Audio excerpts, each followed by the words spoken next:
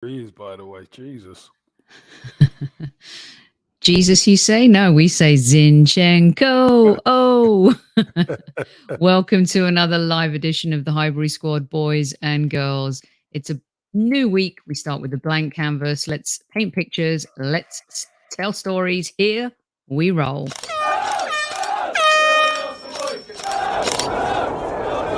Mind the gap between the train and the platform. Please stand clear of the discussion doors. The next stop is Highbury Squad.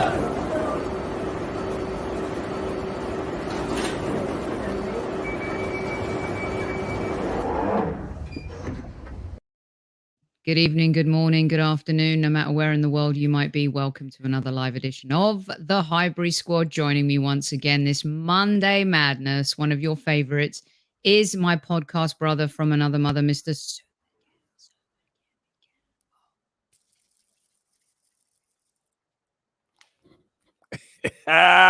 Squaddies, how you doing? I hope you had a fantastic weekend, and I hope you have a great start to the week. Well, you're at the right place, so at ease, and let's go for it. Super Kev, how was your weekend? Do you know what, Soph? I've got to be really honest. I've had good weekends, but this has been one of the real good ones. I've got to say, because as you know, I've done the Everton game, and listen, Everton done all right. They lost the game, but they done all right. Again, 2 games gone. They've lost both games, but they haven't been totally out of it. They've been in the games, which is fine. Obviously, Nottingham Forest, first game back in the Premier League for 23 years. And they rolled their luck a little bit, but got the win. And 1-0 win at the City Ground. City Ground was bouncing, and that was fantastic.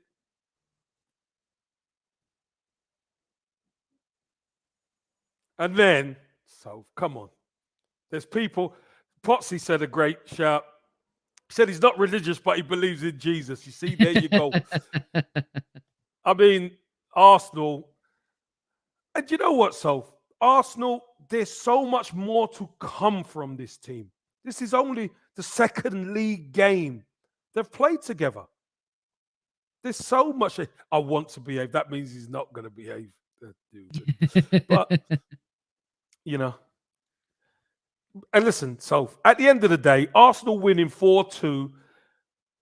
We had to push on after Leicester scored twice, and we did.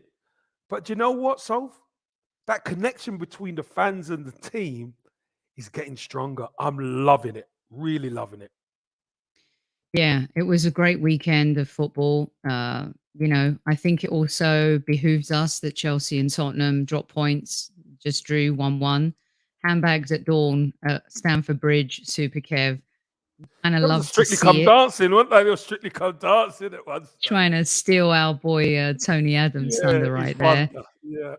Good evening to all the usual suspects in the house. Welcome. Thanks so much for joining us on this fine Monday. It really was a great weekend of football. 2 games in, and there's so many narratives from Manchester United and what's happening there. My goodness, people were taking the piss out of us last season. 3 games, 0 points, 0 goals. The mighty Manchester United, who apparently are the greatest football club in the world and have been, of course, and have won more Premier Leagues than anybody. Gary Neville crying on the sidelines. Jamie Redknapp asking him, "Look me in the eyes, Danielson. Look me in the eyes."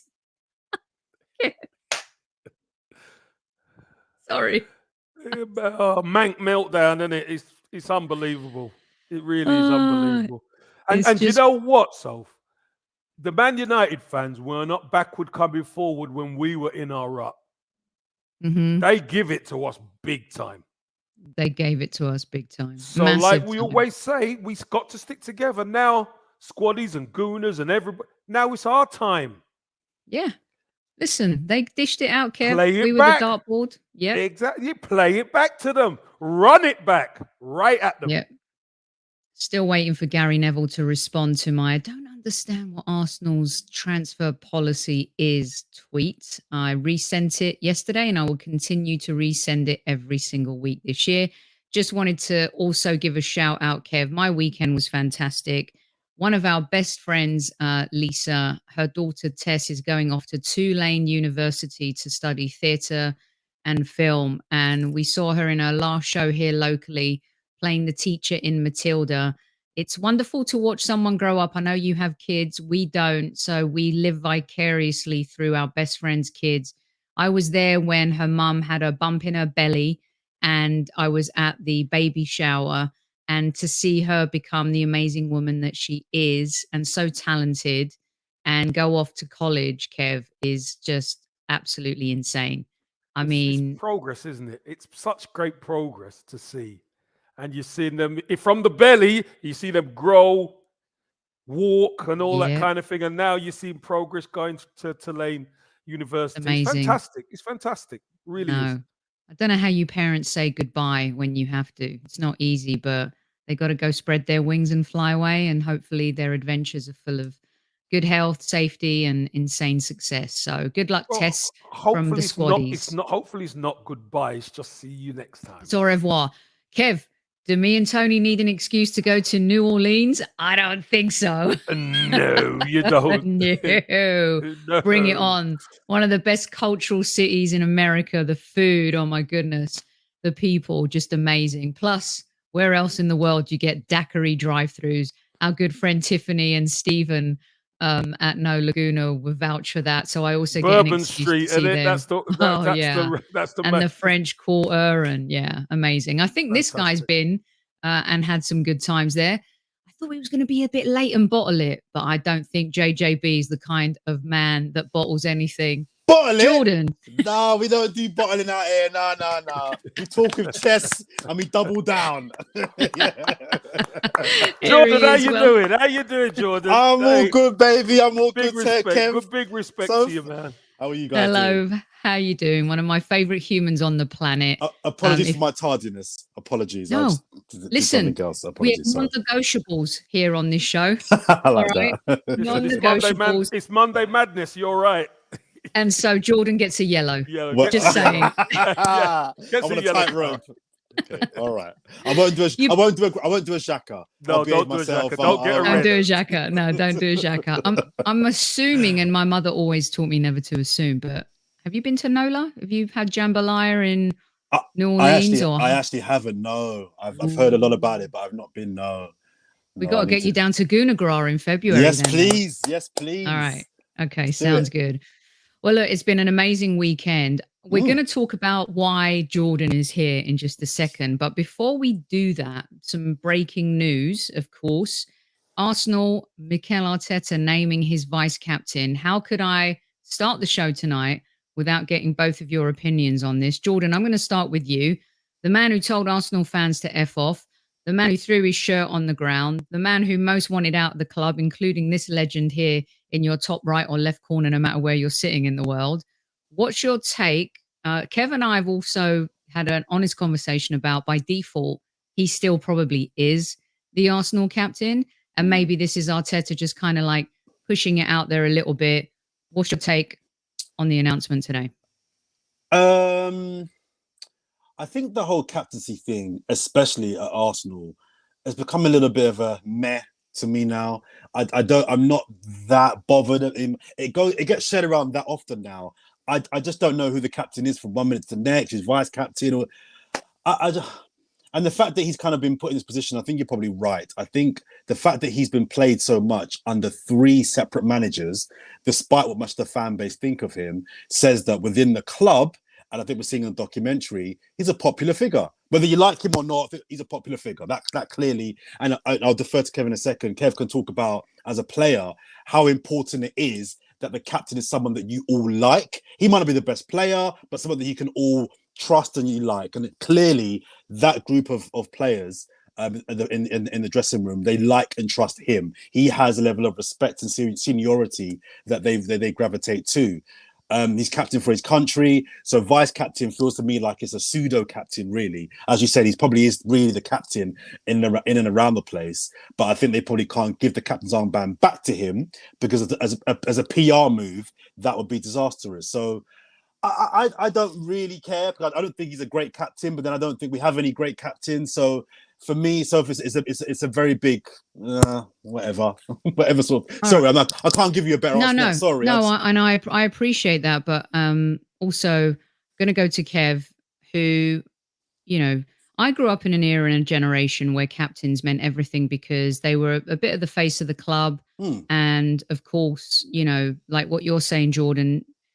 They're the nucleus of kind of that team. Kev, the first black captain of Everton Football Club, went into West Brom in a January transfer window, given the armband by the legend that is Brian Robson, has led teams.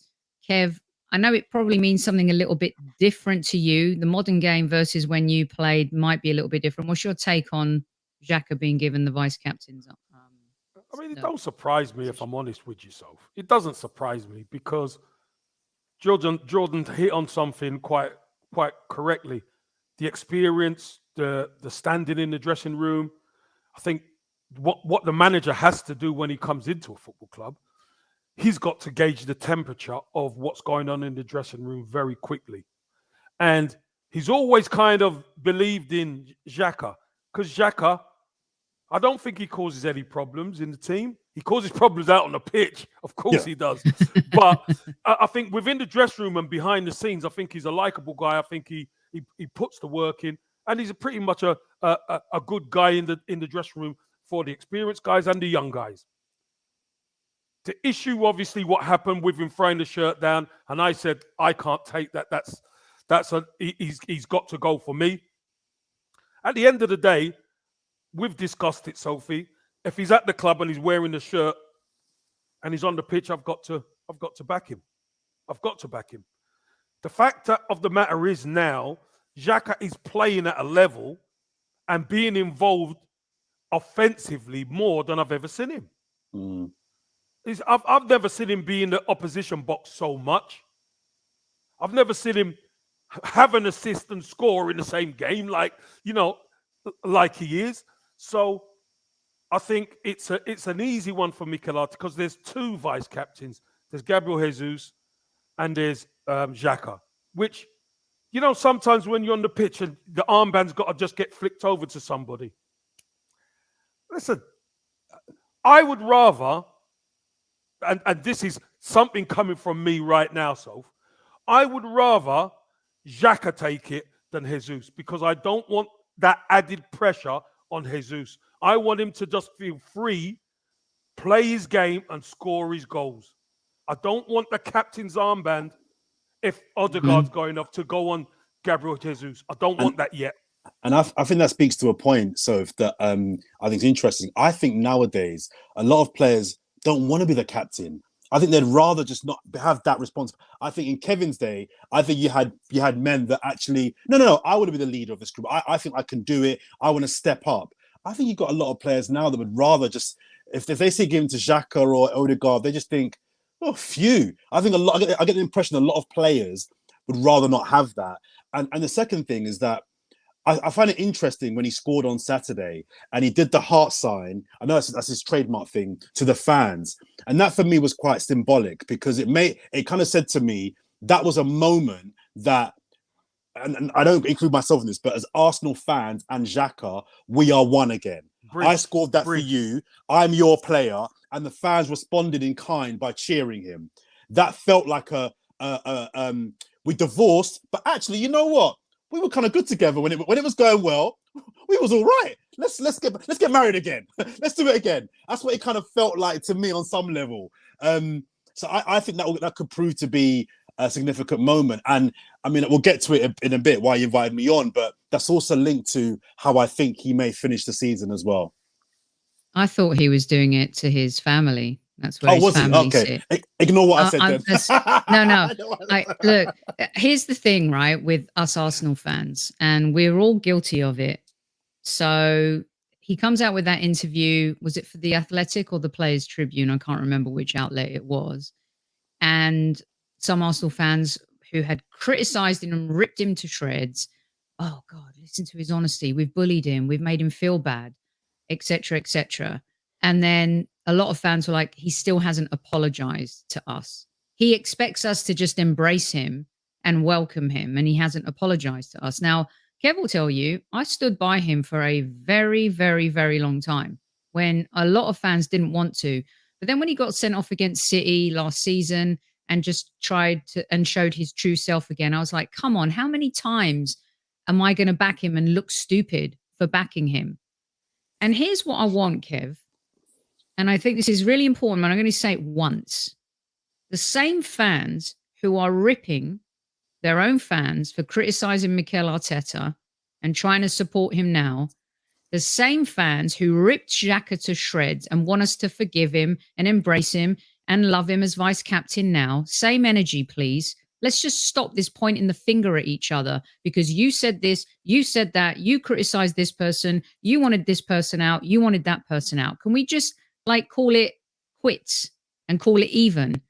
Because it could be said for the same, the narrative is the same for a lot of different arcs, branches to the tree, Kev. I'm kind of over it personally. I just had to spit that out this fine Monday. Yeah, but Sophie, one thing we do know, certain fans are holier than thou. So whatever they say, don't hold it against me. I could point the finger at you, but you can't point the finger what I say. That's the way it always is. That's the way it always goes. Again, I hold my hand up. You have to hold your hand up when you've said stuff. I've said I didn't want Xhaka playing for Arsenal.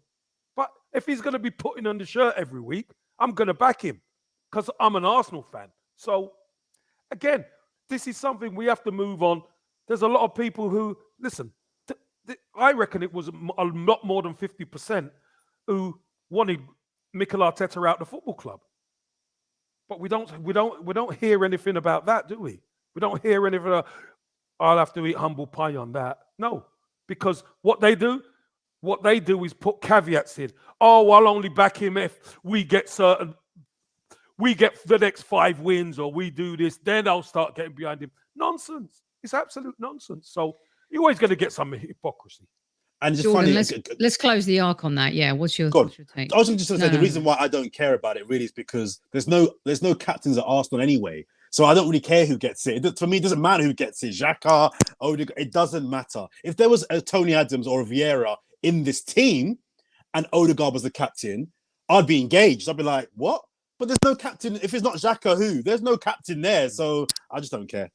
Don't care. Yeah. When I understood, I've said this on the show before, Jordan, that when I followed the team and covered them for the US tour where Emery made him captain, I could see exactly why. He seemed like the most mature out of the lot, the most engaged, personable, and also handled the media the best. And I think that's from the day where I stood by him, where everyone was questioning why. And I saw it with my own eyes. So I totally understand what's happening here. A lot of the listeners in chat, 200 plus of you, are saying that, Odegaard's a good marketable part of, him being Arsenal captain and named the face of. Jesus, I think, is going to be the marketable player for Arsenal Football Club, no matter what anybody says. The dude has it all. He's got the pizzazz. He's got the panache on the pitch. He's got the talent. He's got the looks. He's got the vibe. He's got everything. And for me right now, you build around him and that without, as Kev said, putting too much pressure on. Right. I've left Yama's comment on screen right here. Zinchenko is true captain material. He performs himself and also disses out others when he has to. The reason why Jordan is here is because I was doing a little lauding, as many Arsenal fans were, of Zinchenko during the game. And also, I thought during Palace in the first half, he was great. Yeah, he faded a little bit, but who doesn't at the beginning of the season? Super Kev will tell you so. And you text me back. You actually went public and said that you think that we are over hyping him. Explain yourself, Mr. JJB. So Kev's waiting. Look, I mean, you should be afraid. I'm just saying. I feel like I'm in court. You are. What are you talking about? So listen, I'm glad I've got the chance to kind of explain what I'm saying. I was on another Arsenal fan platform recently saying something similar. The comments, I never normally read the comments. I just don't care what people think about me. I don't care what people think about me who I know, let alone who I don't know. So I just don't read them normally. But I read them, and everyone was like, "Oh, Jordan's talking rubbish. Zinchenko." I thought, okay. So my stance is this. I want to be very clear. I think Zinchenko is a very good player. I think he's a very good player. But this idea that Zinchenko is the difference maker is where I take a slight issue with the Arsenal fan base, who I feel getting a little bit excited. Everybody's telling me that technically Zinchenko is a phenomenal player who can play in midfield, does it for Ukraine. I won't pretend like I watch Ukraine all the time, so I can't confirm or deny that. So I'll take it as read that he plays well for Ukraine in midfield. My thing is, I want to get in the top 4. And I'm looking at this signing thinking, this is a brilliant signing to elevate the squad. I don't think he's anywhere near the left back Tierney is, but when Tierney's injured, because he will be injured, that's a phenomenal replacement to put a left back. As a midfielder, if he's as good as everyone's telling me he is in midfield, I think he can act as a phenomenal backup for Xhaka when Xhaka does do a Xhaka thing. Because again, one thing we know, Xhaka will do something stupid and be suspended. And for Partey, brilliant midfielder. But again, injury record. We know Partey will go down at some point. So if he has to fill in one of those two roles, brilliant backup for those two players. For me, if everybody in our squad is fit, everybody's fit, 100% fit, I don't think Zinchenko starts in midfield. Now, I've got to be careful how I say this now, because I don't want to come across as insensitive here. But I wonder if part of the willing and the love towards Zinchenko is because he's Ukrainian. And I think because we've seen what his family and his people have gone through, there's an element of, we've got this champion for culture in our team. He's brilliant. And we've overinflated how good he is, sorry. So I want to be clear. I'm not saying Zinchenko is not a good player. I've seen him for Man City. He's a very good player. But is he the difference maker for our first 11? For me, it's a no. I think he elevates the squad. I don't know if he elevates our 11. That's my point. I'm just going to lob this one over to Super Kev, Super Kevin Campbell. Talk to me, Kev. All right. So he's only helping the squad and not the first 11. As far as I know, he's playing in the first 11. If you were in charge, he's starting. Hold on. He's playing in the first 11 right now. And last year against Crystal Palace, we got turned over big time. Zinchenko, first half, especially in the Palace game, and for majority of that game on Saturday, was outstanding. Not only was he outstanding on the ball, but he's an outstanding organizer. Also, the one thing he does that Kieran Tierney isn't great at is when he moves out of that left back spot into the midfield, that's what allows Xhaka to move up the pitch. So he is making a real difference for our first 11. Zinchenko sits there, Xhaka could go forward, Jesus could pull out, i.e. the first goal, and Martinelli could take up a striker position. Then they could all rotate. Unfortunately, with Tierney, we can't do that because he's not as comfortable in midfield or to be higher up the pitch that Zinchenko is. And you know what else Zinchenko does that is great? And I think his carries with the ball were number one at the weekend. He gets on the ball and he could move the ball forward without losing it and keep the ball. This is vital for us. It's not just about Kieran Tierney overlapping, because I agree with you. Tierney as a defender is a better defender than Zinchenko, 100%, Jordan. But as an actual player and the way the manager wants to play, because what he wants to do, he wants to keep the ball and be effective. You ain't getting, there's no bet. If he could do that at City and win 4 titles, and he comes to our place and look at us now, our left side, sorry, let me just finish. Go on. Our left-hand side has never been as productive. Granit Xhaka has never been as productive. I disagree. I have two questions for both of you. Sorry, I know. Did you want me to leave this comment up too, Jordan? Because you wanted to address it. Go on, Kev. When's the last time you've seen Granit Xhaka in the box so many times? Trying to show off in front of Tielemans. Well, I think Xhaka's role has changed. Xhaka's now a box-to-box midfielder, so it's changed. And but I agree with you. But that's not what I asked. All I've asked is, how many times have you seen Xhaka in the box more than he is now? I haven't, but that's because he's now a different player. He's now box-to-box. No, he isn't, Jordan, because he was playing that same role last season. The fact of the matter is, there's a trust in who's behind him now. So let me ask the two of you. I'll ask both of you a question. We have a Champions League final tomorrow. Everybody's fit in our squad. Everyone's fit. Does he start? I think 100% for me. Where? Where? Left back. Left back. Starts left back. You're forgetting when Tierney and Saka had that year, a year and a half ago. I'm not forgetting. They were brilliant. But I'm not forgetting.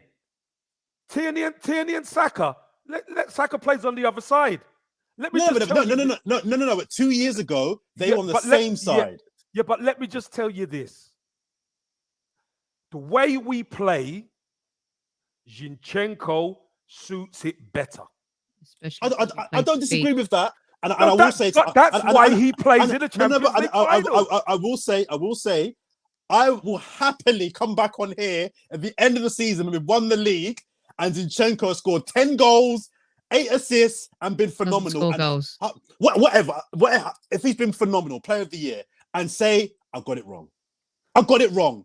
But Jordan, now, why does he have to be player of the year? Everyone's a little bit excited about a player that we've seen at City, not in our team. Jordan, why does he have to be player of the year? The bottom line is... I'm exaggerating, but the point I'm making is that if he has a brilliant season and he slots in well and he contributes, I've got no agenda. It's not personal. I like him. And if he does well, I will hold my hands up. All I'm saying is for me, I think we're forgetting how good Tierney is. He's injury prone, but he's better at left back for me than Zinchenko. He's better. But again, going forward and defensively, I take your point. Coming into midfield, a la Cancelo, I agree. He's very good at that. But for me, I think Kieran Tierney is one of the best left backs in the league. He just can't stay fit. Jordan, but it's how we play. I'm not disputing that Kieran Tierney isn't first choice left back, but it's how we play. We're seeing a different Arsenal. Why? Because there's trust behind. Kieran Tierney cannot do what Zinchenko does. This is the issue. Yeah, Kieran Tierney going up and down the line, Zinchenko cannot touch him like that. I agree with you. But the way we play with Zinchenko holding in that midfield to allow Xhaka to trust to get forward, I think that's really working in our favor down that left-hand side with those 4 players.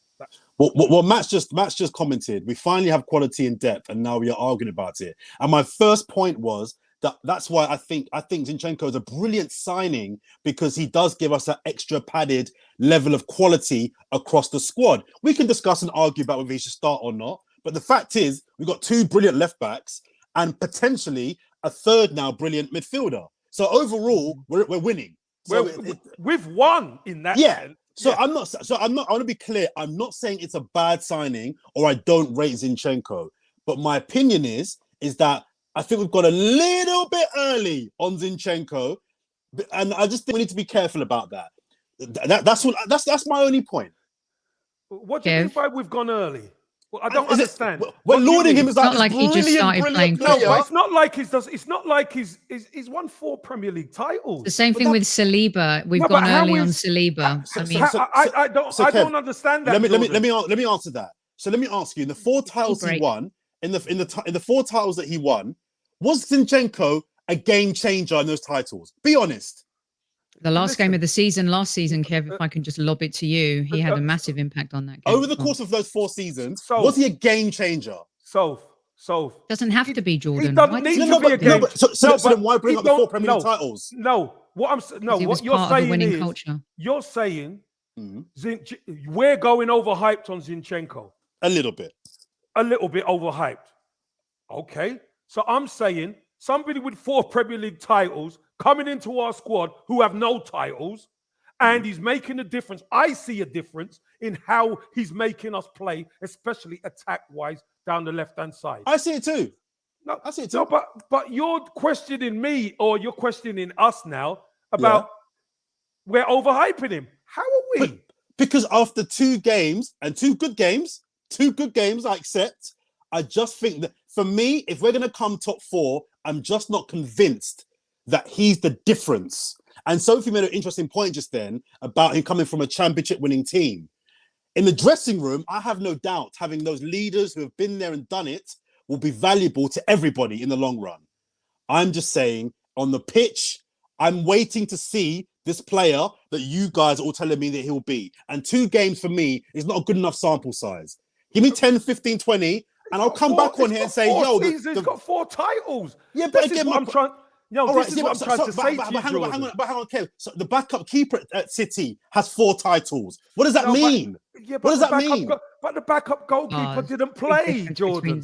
All right. Come on now. All right. He's got 4 titles. Let me think of another player. Origi won the Champions League in the league. And hold on, Soph. Let me just say this. Gabriel Jesus, right? And I'm sure we're going to get onto him. Got 4 titles. A lot of people were like that about Gabriel Jesus. No, he contributed to those titles. No, but so Zinchenko didn't. I'm saying over the 4 years, was he the difference? No. Was he the? So all right. Okay, let me ask both of you. In those 4 seasons, if they don't have Zinchenko, do they win those titles? I don't know. What's the squad about? Can I jump in? No, I don't know. Okay. Let me ask you again. If KDB wasn't in those 4 championship winning titles, did they win those titles? No. There you go. So we do know. But he's the nucleus of the team. But have you noticed? I could say that about KDB, but I'm not sure about Zinchenko. That's my point. So you're bringing up 4 titles, and I'm saying, but was he a game changer in those titles, or did he contribute off the bench here and there? Do a good job. No, it's not only contributing off the Jordan. The season's a long season. My point is this, mate, and this is what you've got to understand. Go on. How many fullbacks make a difference to a team like Man City or Arsenal? So then why bring up the 4 titles then? No, I'm bringing up the 4 titles because you're saying that you need to see more. He's got 4 titles. He doesn't need to prove to Jordan that he's a good player because you're saying you want to see him make a difference. I said he's a good player. What I said was, is the difference between 5th and 4th? Well, that's what we're hoping. But we're only going to know. But we're only going to know that down the road. But what we're seeing. But let me ask you right now. If we sign De Jong, if we sign De Jong tomorrow, is that a difference maker between 5th and 4th? I don't know. Be honest. Don't know. He hasn't played in the Premier League. We don't know. Maybe. All right. No. If we sign KDB tomorrow, if we sign KDB tomorrow, is that a difference maker? No, Jordan, don't go there. Go on. If we sign KDB, come on. But this is my point. I'm saying the signing of Zinchenko is a good signing, but the fan base are going on like it's a difference maker. No, I'm questioning. But it's making a difference in our team. It's 2 games. As they say in American sports, time out. Yeah, Kev, time out, Kevin.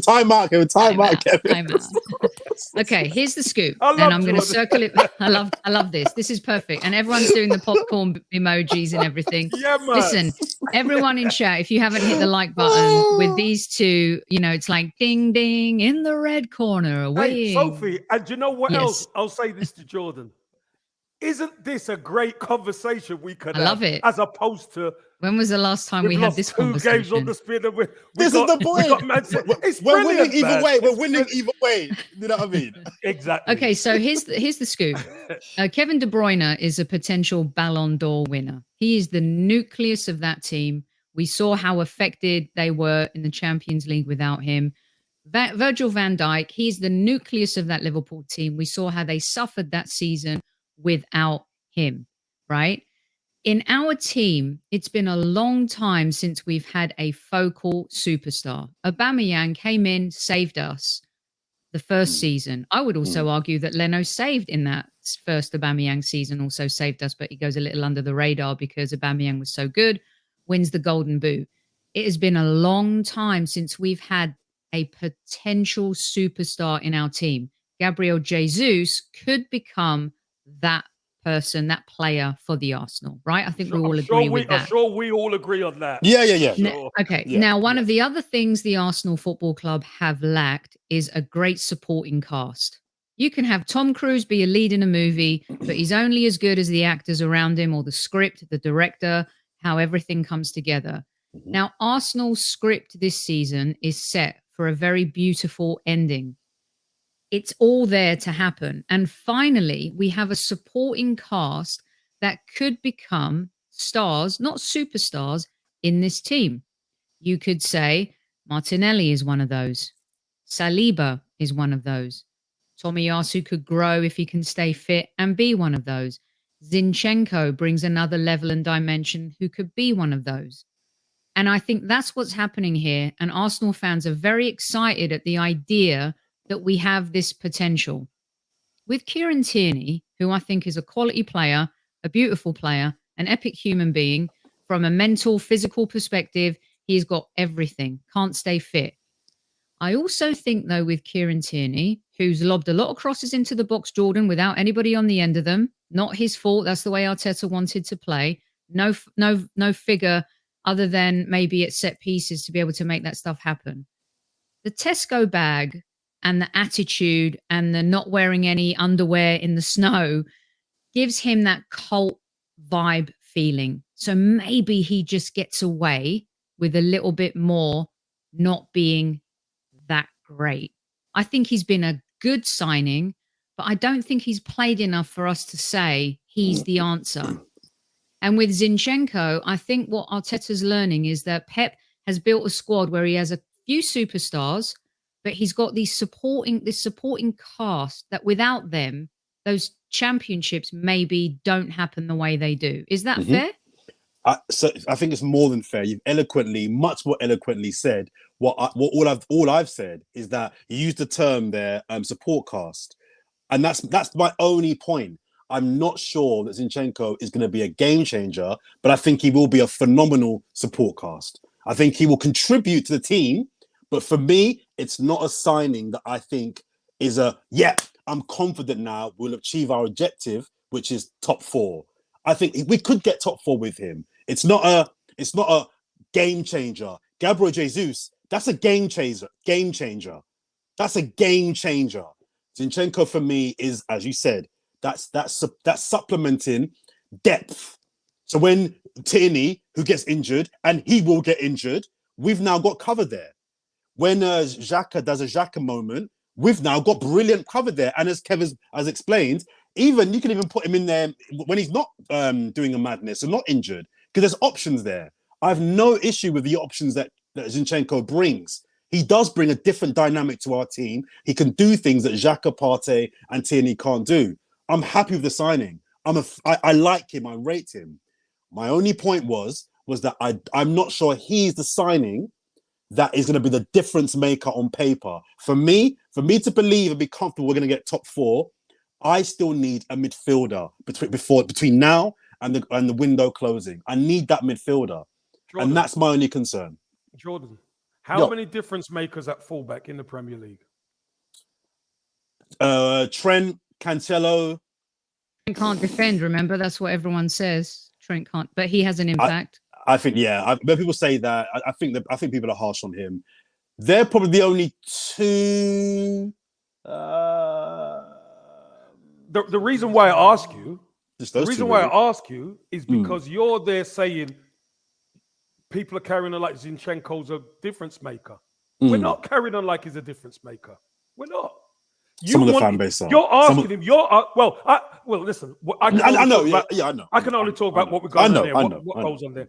I know. For me, we needed someone who can come in and help us improve. And I believe he's helped us improve. I agree with that. Let me read out some of these comments for you guys. Lynn says, Jordan, do you think that maybe just a little harsh as he's only played 2 games? Maybe this conversation should be discussed at the end of the season and see how he has helped to improve Arsenal. Can I answer that just quickly? I'd flip it and say, rather than me being harsh after 2 games, my question back would be, has everyone got a little bit too excited after 2 games? Have you guys gone too early? Do you know what I mean? So, like I said, if at the end of the season he proves me wrong, I have no compunction about saying I got it wrong. If there's no agenda from me. I don't want him to fail. I want him to prove me wrong. No, but Jordan, it's not even a matter of getting it wrong. It's just a matter of what you said. He's played the position and he's got us to where we're going. So fair play, because you said he's a good player. You're not saying he's a bad player. Yeah. I want to add this one from Cash too, because now there's concern on the right side. Does Ben White provide the same going forward that a traditional player in that position would? Does Tommy provide more defending that Ben White maybe doesn't? And is our left side now bossing it? What Cash is saying. What are your thoughts on the left versus right? Yeah, I think the right side now, because Ben White isn't a right back, he can do a job there. He can do a job there, yet he won't support Saka the same way a Tomiyasu would, because he's not a right back. He's not a genuine right back. But that didn't stop us getting joy down the right hand side against Crystal Palace. Yeah, we weren't as fluent down the right hand side. The left hand side is where it's been happening. But you know what? Sometimes it's going to change. Sometimes the right hand side is going to happen and the left hand side isn't. So one thing we can't do is say too much about that. Ben White is what he is. Listen, I think he's done a decent job at right back. Tomiyasu will get his minutes and will come in. And obviously, because he's more of a natural right-sided defender, he would add more and help Saka more. So that's a really good question. Can I just quickly add as well? It's a really good question, I think, about the right side. My favorite player at Arsenal is Tomiyasu. I love Tomiyasu, but I'm really sad about it's looking like he has an injury issue. That's how it's looking. If we have a Tomiyasu that started the season last year now, I think, oh man, our right side would be absolutely fire. As indeed we've said that our left side is. I'm concerned about Ben White, as Kevin said there, long term playing that role. I think he can do a job there for a certain amount of games. But again, if we're going to achieve our objectives, which is to finish in the top 4 or even higher than fourth, I think we're going to need Ben White to obviously have an insane cover season at right back, or we're going to need to find a way to get Tomiyasu back there. Here's one: Zinchenko right back and Tierney left back. You know what I mean? I don't know. To be fair with Jordan's comment, with Tommy, if we had him last season, do we finish fourth? Partey, if he's fit for those last few months. Now, for other reasons, was he injured? Did they just keep him out the side? We don't know. What would the difference have been there? Tierney, Nuno, kind of had a confidence issue after some bad games. Without Tierney, do we finish in fourth? But to have this argument about players coming in, if it's guaranteed that Tierney will get injured, that Partey will be injured, Zinchenko will become a very important player for this squad. Okay, I'm going to do a few others here for you. Brady's Banana, great options to have both KT and Zinny to use depending on who's playing, how the game is panning out. Who plays if we're playing City and Liverpool, you guys? And they're both fit. Well, at the moment, Zinchenko plays. At the moment. If the game was on Saturday, I'd stick with Zinchenko. But I would, when Tierney gets back to full fitness, and he's got, listen, I'm a Tierney fan, but there's no gimmies here. He doesn't walk back into the team. He's got to earn his spot back. And if Zinchenko's playing well, leave Zinchenko there. But I'm looking 10, 15 games ahead. And I just feel that when they're both at fitness, I prefer Tierney to Zinchenko. And Zinchenko's an option off the bench in two positions. So for me, if we had Liverpool or City in a month's time, I'd be working on pushing Tierney to push Zinchenko for that spot. But if the game was on Saturday, I'm with Kevin on that one. Then I'd probably keep it as it is.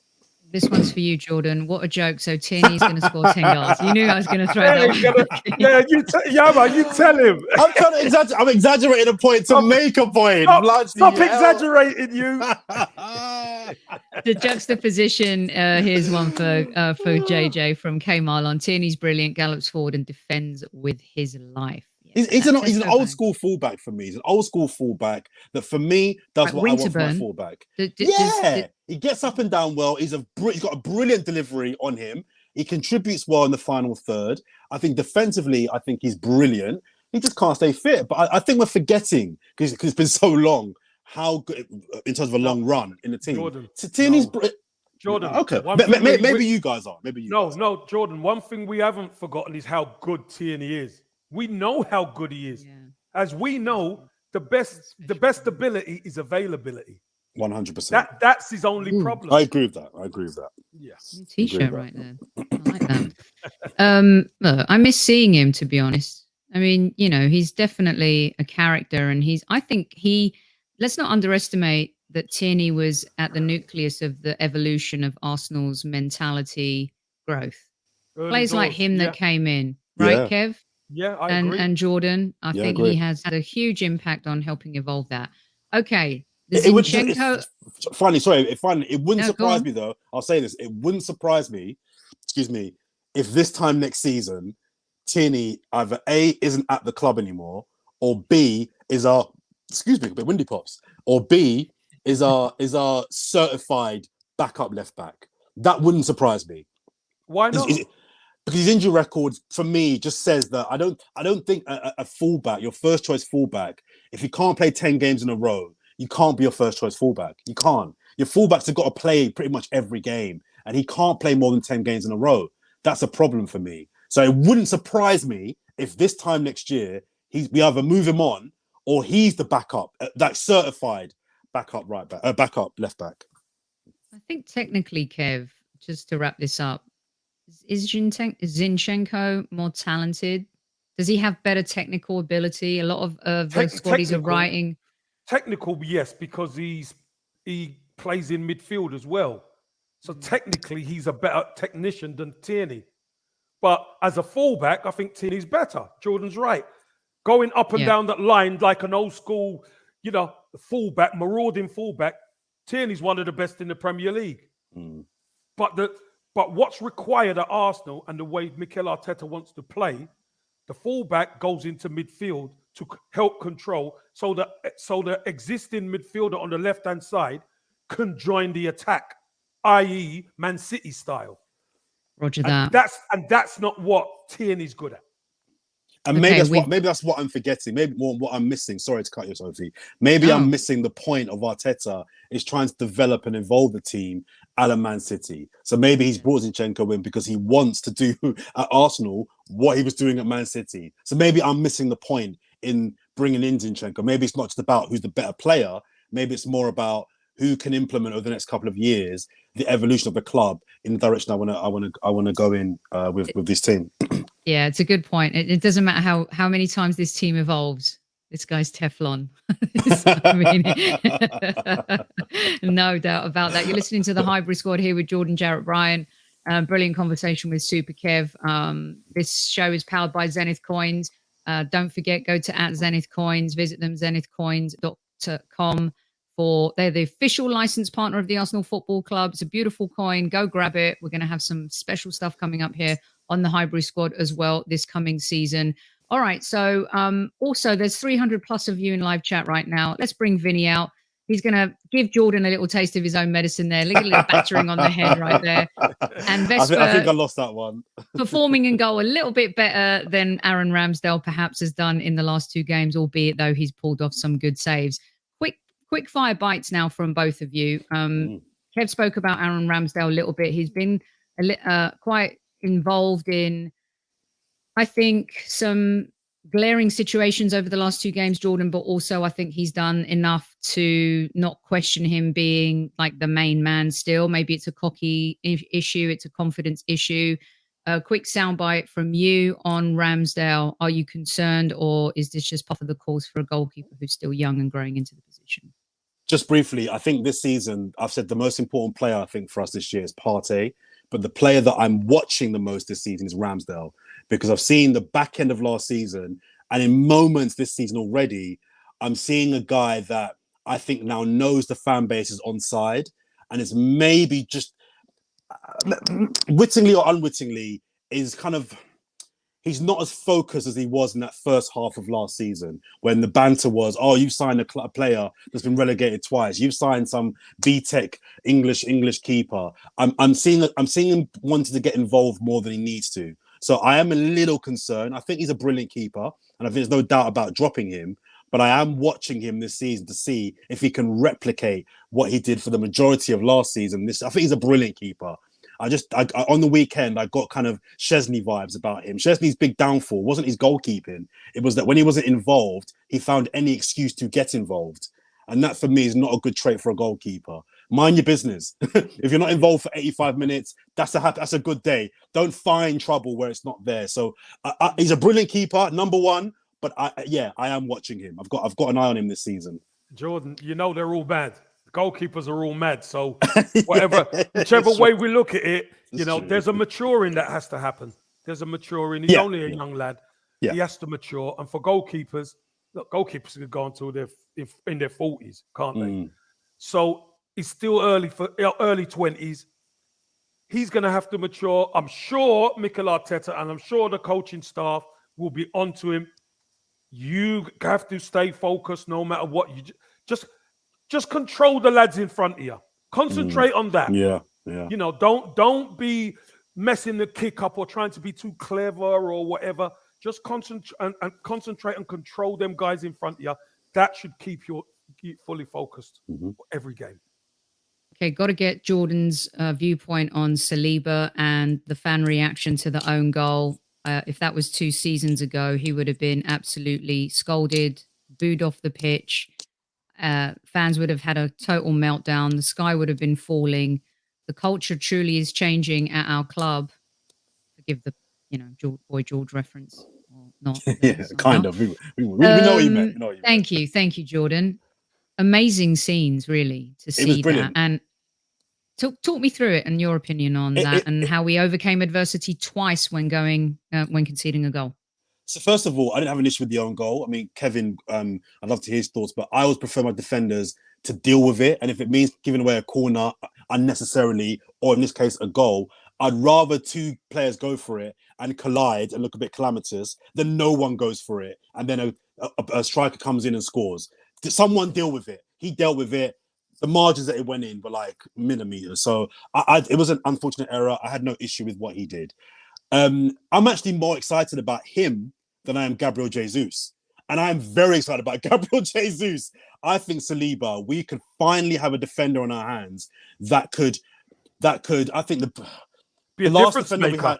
There you go. A difference maker.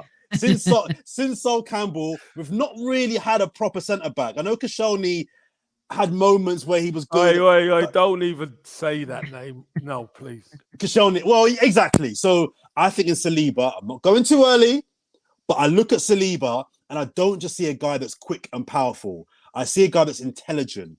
I see a guy that possesses, for me, the most important quality in a centre-back: positional play. It's not pace. It's not aerial ability. It's not on the ball. It's positional play. Where am I meant to be? How far am I from my fullback?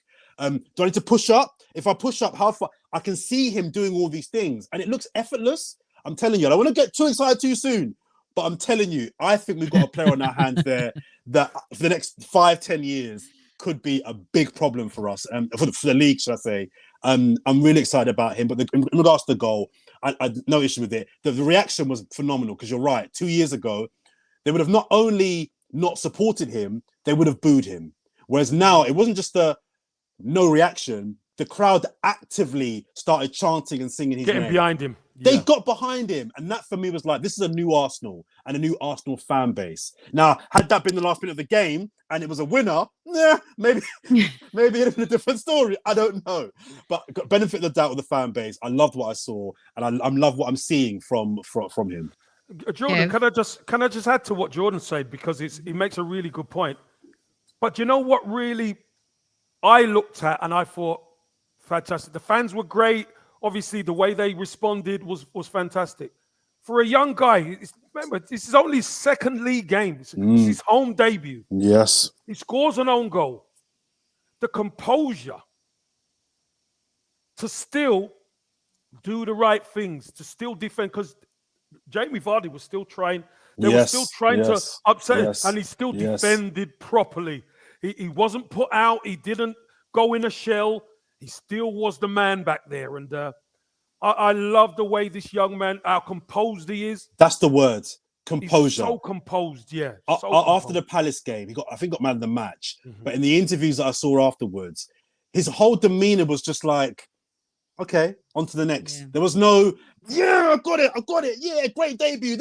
He's got a vibe of, okay, cool, let's go. Chilled. And I love that. Whether he lets in an own goal or scores a winner, you can tell he will be level. Yeah. Just level. And I love him. I said to Kev that he reminds me of a young Rio Ferdinand, the elegant composure on the ball. By the way, I agree with you, Anik. If that was Ben White, people would have killed him 100%. It's amazing the difference of how certain players are treated. I'm not sure it's true. I'm not sure. Do you think fans would have cheered for Ben White if he'd scored that goal? I'll give the fan base a little bit of credit here, because although there's people like me that are still a bit skeptical about Ben White, I don't think they would have booed him if that had happened to him. There's some that aren't convinced by him, like me, but I don't think they would have booed him. And clearly, people like Saliba more than Ben White. Saliba's the new shiny toy, blah blah blah. Right. But I'm not sure. I would agree that the fan base would have booed him. I think there's something happening between the club, the manager, and the fan base, which I think is a concoction there of an atmosphere and a vibe and a culture that we are in it together. And even in down times, I think we were still back our guys. I could be wrong, but I'm not sure they would have booed Ben White. I agree with that. Listen, I think there'd be groans. Yeah. I think there'd be groans, but booing, I'm not so sure. I don't agree with that one at all. I think Ben White would have been absolutely slaughtered post-game, especially if we had walked away with a loss or a point. We'll see, but the fans have been brilliant. Let me get you guys out on this one because it's a topic of conversation, and then we can get everyone to watch the second half, Crystal Palace versus Liverpool. For those of listening, our audio listeners on iTunes, Spotify, and Acast, thanks so much for tuning in. For those of you listening on replay, thank you so much for making us part of your day. Almost 400 of you in live chat. Kiss, like, hit, nut. Kev, tell them what you want. You want half. I want to salute and I want to like. We don't get the quality guys like Jordan Bryant on. Hey, listen, get Jordan Bryant on, and we're messing about with the likes. Listen, the comments are cooking me, Kevin. You might lose some subscribers by the end of the show. No. Listen, here's the thing, Jordan. This is the Highbury Squad. We don't lose. We don't lose our people. Our people are good. Right. So hit the like button, guys. Yeah, we've been through a lot together. We've been through a lot. Okay, so a player who... There's a lot of conversation going on about Manchester United since last season in regards to the Ronaldo effect and what that has meant for Rashford and Sancho. Do they feel a little bit shrunk in the shadow of a Ronaldo? And when you have a player like Jesus who comes in and has an immediate impact, and by the way, the impact he's having, and you can tell not only the relationship that he has off the pitch with this fantastic young player, Mr. Martinelli, the two of them, obviously the Brazilian connection, I think is going to be awesome for us. This guy's playing with a fearlessness that I think we're all super excited about. But is there a concern? Hasn't signed his new contract yet. Hasn't really played very well so far this season, Jordan. Didn't really finish the season strong last season. Is he distracted contract-wise? Is he distracted? Or do you think that he's just trying to fit into the new mold? What's your take on Bukayo? I think he's doing what I would do, which is keeping your options open, waiting to see what Arteta and the club come with this year. Has he got 2 more years left on his contract? Is it this year and next year he's got 2 left? years. Yes. Okay. So there's not a panic yet, but you want to be getting this done between now and Christmas, I would say. You start getting to 18 months of your contract, then we know more than anybody else. That when players go to their 18 months at Arsenal, it only generally goes one way. So I would be concerned. But if I was him, I'd be waiting because Bukayo Saka can play for a better team than Arsenal. He could play for a City or Liverpool. He's that good. And those managers would take him to the next level. So if I'm him, I'm holding tight. I'm waiting to see who else we sign in this window and how we start the season. Is he happy with the football he's playing? It looks like he is. I don't see a distracted player. I see a player that's just getting on with his football. And I'm assuming, just seeing these options and seeing how Arsenal, I think the ball's in Arsenal's call. Because you have to convince him, show him that this is where you need to be for the next 5 years. Sign the contract because we're going places. And I'm more confident than not that he will sign. But yeah, I think it has to be done between now and Christmas. Otherwise, 18 months to go, we know where it goes. What's going on here? It's Tiffany from Arsenal America and our Guna Gals and Nola. Tiff! Listen, Tiff, we're trying to get him to Gunagrad. Do you actually really want him there now? I think maybe the Zinchenko. She might be a little bit behind the show watching, so she's probably listening to the Zinchenko stuff. So you may have just lost your invite to Gunagrad in February. Tiff, baby, come on, man. Let me in. I want to come. Let me in. Let's be friends. Oh, maybe it's the Saka conversation. Okay, she's correcting me. It's Saka. It's the Saka. I said I love Saka. I didn't cuss Saka. No. I just said that if I was him, if I'm him, I'm looking at all my options. So Saka is going nowhere. That will get done. You told me about Saliba and you were right. That will get done. Saliba will get done. Arsenal, listen, what's the point? Just think about it. What's the point in having this good start and trying to build this team and seeing these guys in if we're just going to let them out the back door after that's I just don't want him to lose his confidence, Kev. You know, he's been our saviour for 2 seasons, our player of the year. It's even better that Jesus is there now. Well, we had Lacazette last season, who Lacazette done well holding it up, but he's nowhere near the player that Jesus is. So Saka, he's got more reason to sign. Well, this is what I'm saying. I think if he can genuinely see what's happening with Jesus and the impact Zinchenko can have, and maybe one more player and Saliba, I think that will convince Saka. No. I need to be here. I'm staying. I need to be here. Do you know what I mean? Yeah. Brilliant stuff. Jordan, any other observations that we haven't talked about from the 2 games? I know it's very easy.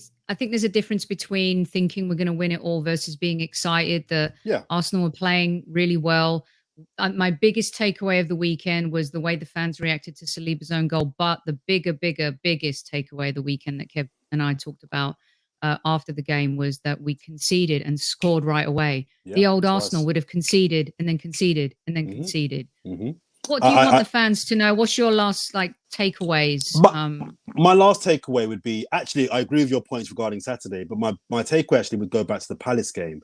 One of the big things, one of the reasons why we didn't get 4th, in my opinion, and the way we have to get 4th this year, we have to find a way to, when we're not playing very, very well, still get out of the place with a point. Now, I actually think, unpopular opinion, I think Palace could feel slightly hard done by in that game. The first half an hour, we blew them away. And I think the last 10, 15 minutes, we saw the game out really well. But in between, Palace had chances. They could feel they could have deserved the draw in that match. But as an Arsenal, I don't care. Because we need to start having those games where we're not the best team by a mile. We're not brilliant, but yet we still get, like Spurs, forgive me for mentioning their name on your podcast, but a little bit like, I know, sorry. No, but we talk about them a lot, mate. But a little bit like Spurs yesterday. They were battered for an hour of that match. Battered. Chelsea were clearly the better team, but they found a way to get out of there with a point. We didn't win many games last year, or even draw many, where we were second best. Every game that we won, we were the better team. We have to get points on the road where maybe we're not the better team, but we can still get a win or a point. And that's one big thing that I took away from the Palace game. For 90 minutes, we weren't brilliant, but we kept a clean sheet and we got 3 points. We need more of that. Yeah. Kev, I think you'll agree with that. Also, I think Spurs had the referee on their side yesterday. It was VAR, the referee, everything on their side. Isn't it time we started banning refs the way we ban players? Listen, we spoke about this. It would be nice that if the ref has a bad one and misses loads of things, that they go on garden leave for a couple of weeks. But I can't see it. Listen, he's supposed to be one of the better ones. He's got no chance. No chance. Brilliant stuff. Jordan, let everyone know where they can find you. I have your Twitter up here, but tell them where. There's my Twitter. I'm on Instagram. My full name, Jordan Jarrett-Bryan. Shows that they can find you on. Of course, you're I'm on Channel 4 News. Channel 4 News, TalkSport. I do cover shows on there. I've got my own platform called Blackademic. Check out my platform there. Blackademic spelled with no C's. BLAKADEMIK. Stan Sport, if you're in Australia watching this, I do stuff for them. the Champions League and the Europa League. I'll be doing that this season. I'm everywhere, basically. Find me on Instagram and I'll bombard you with what I'm doing and where I'm at. Love it. But Absolutely thanks for having me love on. I love your podcast. No, Thanks it's for getting me on. Both of you. Thank you. Brilliant, Love. Jordan. Brilliant. And you know what? It's nice, as I said, it's nice to discuss Arsenal. Yes. Look, we're discussing Arsenal when we're joint top. Come on, you are. I just want the season to end like in 2 games. No, I wanted it to end after the first game. So did no, I. I'm excited to see where we go and what journey. Yeah, so much. Real quick, Jordan, does he have to win a trophy this season? Oh, bloody hell. So that's a bomb you thrown in there. He has to, for me, it's got to be top 4 or the Europa League. For me, I've been a big supporter of him. I think I've been on your pod before defending him when others maybe, were a bit more skeptical. This year, I'll be less forgiving. It's the 3rd year now of the process. There's a lot less leeway for him this season. And I think we're set. I think right now, I've still got us 5th but I think we've got a squad good enough to win the Europa League. So you're saying minimum Champions League? That's what yes. You're saying. Yeah. But winning a trophy, getting there would be so much more fun. Oh, yeah. Jordan, thanks for joining. I'm going to let the Super Kev legend take us out. All right. Listen, everyone, squaddies, we bring you, Jordan, Jarrett-Bryan, top class. Listen, I'm not going to defend him on what he says about Zinchenko or Saka, but it was a good debate. I'll leave you to deal with that. Hostess with the mostest, Sophie, as always, absolutely brilliant. And you know what, squaddies?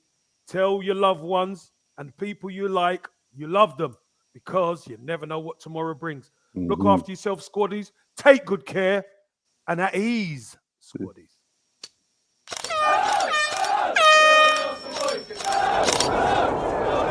Mind the gap between the train and the platform. Please stand clear of the discussion doors. The next stop is Highbury Squad.